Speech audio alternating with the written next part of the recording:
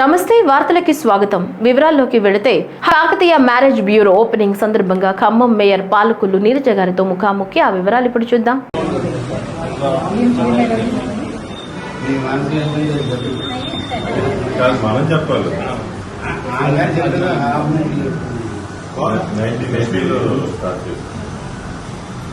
నమస్కారం.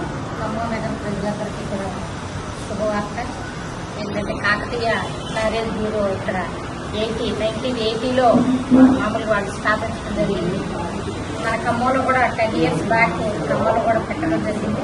పునఃప్రారంభం అంటే 10 years back అంటే కొంచెం మ్యారేజ్ బ్యూరో దగ్గరికి ఎక్కువగా వచ్చేవారు కాదు కాబట్టి మళ్ళీ ఇప్పుడు పునఃప్రారంభం చేయడం జరిగింది. కాబట్టి ఖమ్మం ప్రజలందరూ కూడా దీన్ని సద్వినియోగం చేసుకోవాలి.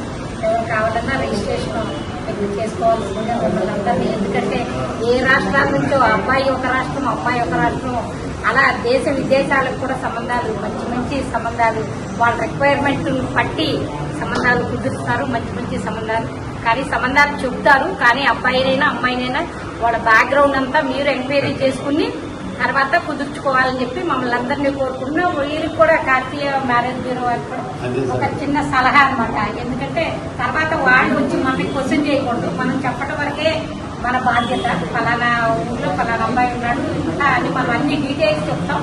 బ్యాక్గ్రౌండ్ మొత్తం వాళ్ళే ఎంక్వైరీ చేసుకుని కుదుర్చుకుంటే అందరికీ మంచిది. కాబట్టి ఆల్ ది బెస్ట్.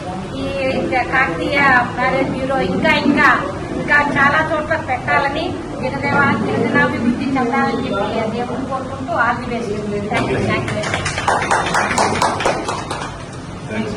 హైకోర్టు నూతన